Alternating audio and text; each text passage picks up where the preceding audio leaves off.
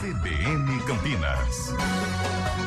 Apresentação: Sandra Lambert e Aline Albuquerque. 10h09. A Agência Nacional de Vigilância Sanitária aprovou, na segunda-feira, o uso da tizepatida no tratamento da obesidade no Brasil. É o medicamento Mounjaro. Até então ele estava autorizado no país apenas para o tratamento do diabetes tipo 2 e começou a ser vendido em farmácias no dia 15 de maio. Com essa nova indicação, o Mounjaro poderá ser prescrito para adultos com quadros de obesidade ou pessoas com sobrepeso, mas que apresentem pelo menos alguma comorbidade associada também, como, por exemplo, a hipertensão, colesterol alto ou então pessoas pré-diabéticas. Essa aprovação marca, então, o início de uma nova abordagem no tratamento da obesidade aqui no Brasil. Passa, então, a ser vendido nas farmácias no dia 15 de maio. E para a gente poder entender um pouco mais do que é esse medicamento, a gente convidou a endocrinologista, a doutora Marina Cunha, para esclarecer e explicar, né, de que medicamento, afinal, estamos falando. Marina, bom dia. Bom dia, Sandra. Bom dia, Aline. Bom dia. Queria agradecer o convite à AFIA, Educação Médica, para estar aqui falando um pouquinho sobre a tizepatida. Então, o que é a tizepatida? Ela faz parte da classe dos hormônios gastrointestinais. A gente já tem há algum tempo a liraglutida e a semaglutida. A liraglutida ela era diária, era uma injeção diária. Depois veio a semaglutida, que é uma injeção semanal, e agora veio a tizepatida, que tem, além do hormônio chamado GLP-1, outro hormônio chamado GIP. Então, ela tem uma ação maior. A gente fala que é um agonista dual, tem dois hormônios diferentes dos primeiros que lançaram. Esses tratamentos, eles revolucionaram o jeito que a gente trabalha com as doenças metabólicas, seja diabetes tipo 2, seja a obesidade. E aí, qual é a eficiência, né? Assim, tem essas questões mais técnicas, né? Mas para que as pessoas entendam o efeito disso no organismo. Esses remédios, eles controlam o apetite, a fome e a saciedade. As pessoas que tomam remédio, elas acabam sentindo mais saciedade e comendo menos. Todos esses remédios que são injetáveis, as canetas, elas foram inicialmente estudadas para pacientes com diabetes tipo 2 e depois foram aprovadas também para pacientes com obesidade ou sobrepeso e outras comorbidades. Isso aconteceu com a liraglutida, aconteceu com a semaglutida e agora aconteceu aqui com a tizepatida. Nos Estados Unidos e na Europa, ele está aprovado tanto para diabetes tipo 2 como para obesidade. E semana passada a gente teve esse prazer de ter essa aprovação também em bula para a obesidade. O que isso importa para a gente? Importa em termos de política pública. No momento que você tem em bula falando que essa medicação ela é segura e efetiva através de estudos clínicos para o tratamento de obesidade, a gente pode aumentar o acesso às pessoas à medicação. Você falou aí do SUS, mas é um medicamento caro, né? E hoje, por exemplo, existe o acesso mais restrito. Agora, se a gente considerar também, né, quem tem planos de convênio médico, de ter a necessidade de utilizar, né, esse medicamento como forma aí de controle da obesidade, associada, inclusive, a outras doenças, né? E isso traz, talvez, aí uma esperança de reembolso, né, parcial que seja, para esse tratamento. Isso, então a gente vê essa evolução. Tanto a tizepatida como a semaglutida ou a liraglutida, elas são a mesma molécula em bula. A gente usa dose menor para diabetes e para obesidade a gente usa doses maiores. E a gente já vê pela liraglutida que paciente que tem diabetes tipo 2 e algumas comorbidades, eles conseguem pegar pelo SUS como medicamento não padrão. Então, a gente já tem o acesso à liraglutida, que foi o primeiro dessa geração de incretino mimético, que são esses hormônios intestinais. A semaglutida, como em bula também traz para a obesidade, é possível que alguns planos de saúde ajudem no tratamento, dando um reembolso parcial, porque realmente, atualmente, essas medicações são muito caras.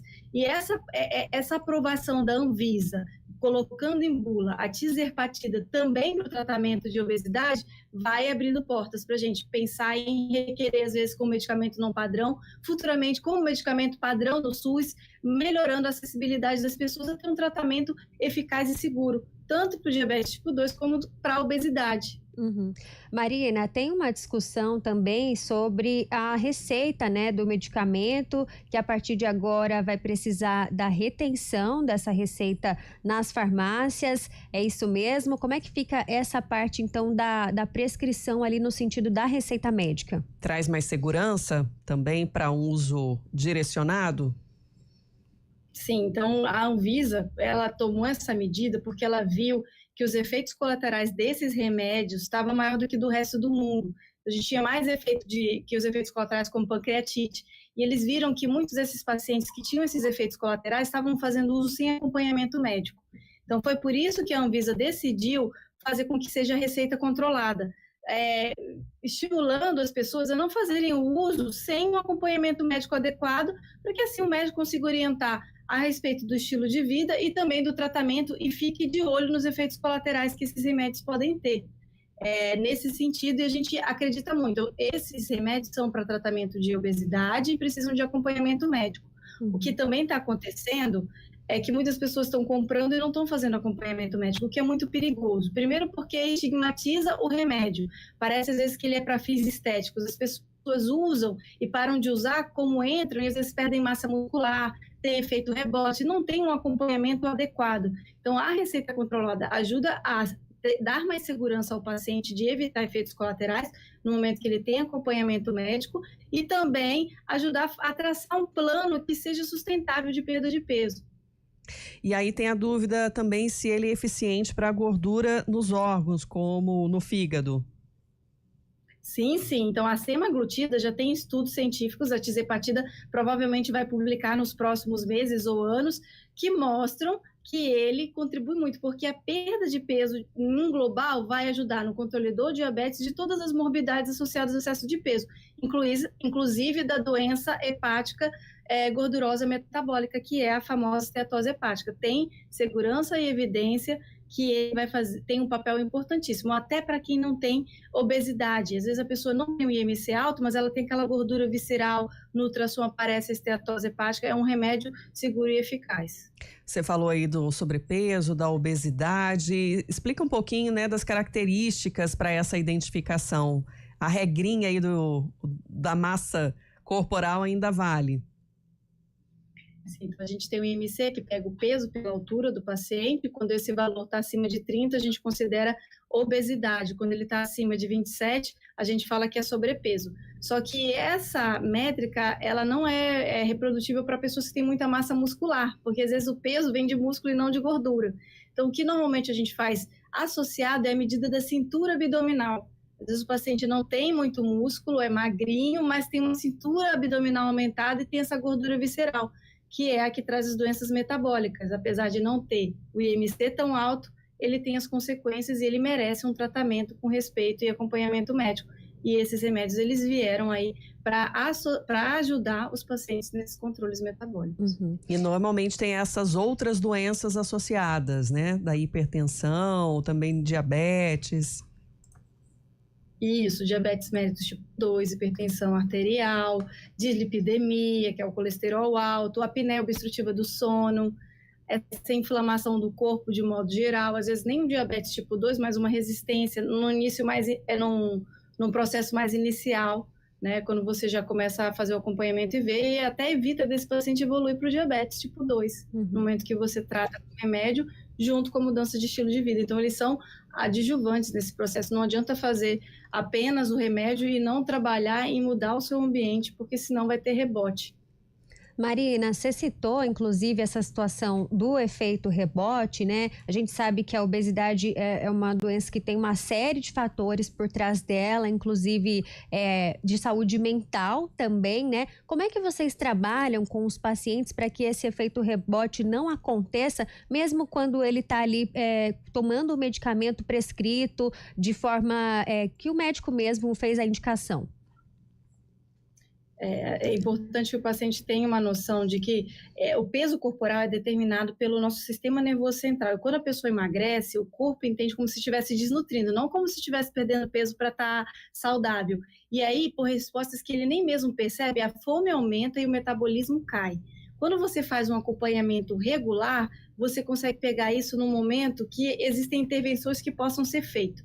Então, o que a gente sabe que para manter o peso perdido, é importante você estar indo regularmente nos seus profissionais de saúde, pesar semanalmente é outra estratégia que a gente usa, o exercício físico também, mas manter o peso é um grande desafio. E o tempo de tratamento desses remédios também é um desafio, porque como a gente está falando de uma doença crônica, o tratamento deveria ser crônico também. Então, a gente vai ver da próxima consulta se a gente reduz a dose, como está o seu ambiente. É importante ele entender que o maior desafio não é perder peso, é manter. E que tem muito a ver, além do remédio, com como você está vivendo. Marina Cunha, endocrinologista, agradeço por trazer as explicações, tirar nossas dúvidas aqui, falar um pouquinho mais sobre a entrada, então, a oficialização, né, do medicamento Mounjaro aqui no país. Obrigada. Obrigada, Sandra e Aline. Obrigada, Marina. Até mais. E quando a gente fala dessa associação de doenças, né,